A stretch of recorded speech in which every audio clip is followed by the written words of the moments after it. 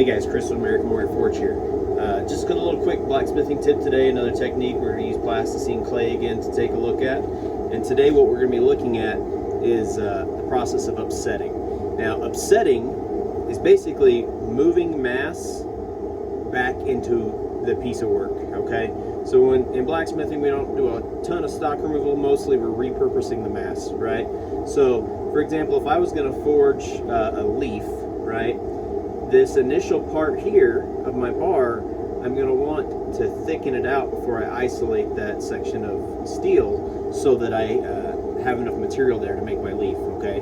So that's the process of upsetting, is what we're going to use to do that. The way I remember it is upsetting basically is going to make this material fatter at a specific spot, and I don't know about you, but when I get fatter, it's a little upsetting. So let's go over to the anvil and take a look at how this works, all right? All right, guys, so welcome over to the anvil here. We've got our plasticine modeling clay because, again, this stuff works great as a training aid. It doesn't dry out. You can use it over and over again, and it moves very similar to hot steel under the hammer, okay? So, again, the process of upsetting, basically what we're going to be doing is we're going to be hammering this material back on itself to push the mass down into this bar and thicken it up, okay? So as you can see, it's tapered right now, okay? So we're going to go ahead and practice upsetting. Now, you can upset a bar by hitting it down into something, okay? Now, if you notice, it's bent. Now, part of that's because this is clay, but also if your steel is hot there, it will do the same thing. So when you're upsetting, you really have to control the heat. So if I was going to upset just this tip, I would heat this part up. If you have a solid fuel forge, that's going to be very easy. If you have a propane forge, it's going to be a little more difficult. So then you're going to want to use some water in a ladle or something and cool this back section off, so at least to like a black heat, so that this part isn't going to bend on you. If it does, no big deal, right? We just dress that up.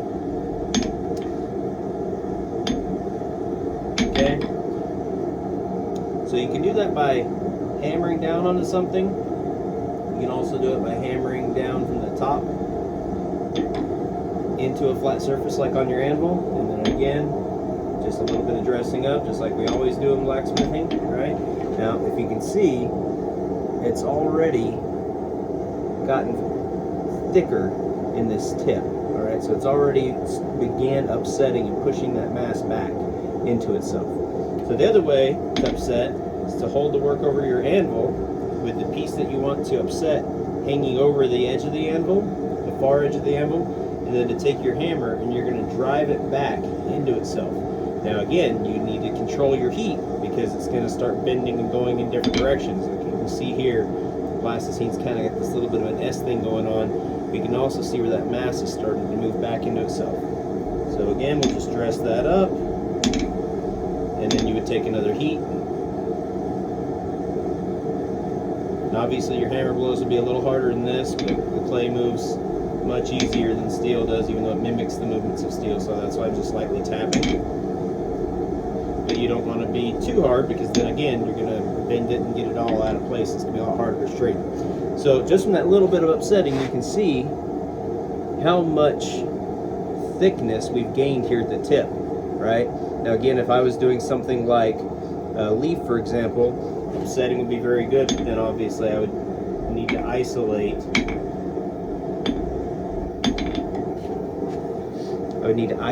This material, okay? So like, let's say I used a fullering tool or something, we would isolate that out after upsetting it, and now I have this isolated big thick piece of mass here that I can then go ahead and forge out into my leaf. Obviously this would have to be tapered first and so forth.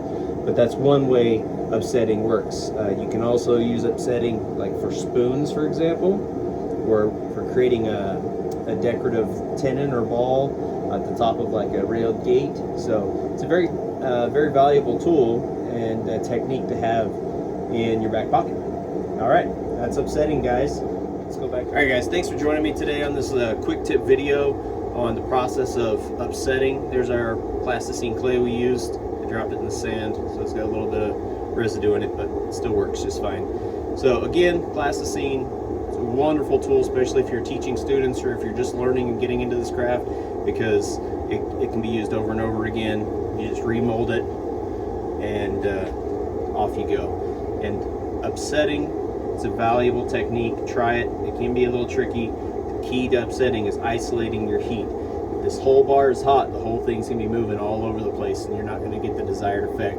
So you really need that heat isolated where you want the material to be moving, because ultimately the goal isn't to move all this back here, right?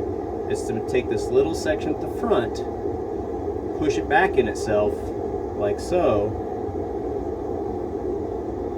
and make it fatter, basically. We're gonna move that mass. So that's the technique of upsetting, guys. If you have any questions, whatever I can do to help, I'm more than happy to. So again, like, share, follow, subscribe, all that good stuff, and we'll catch you on the next one. Take care, guys.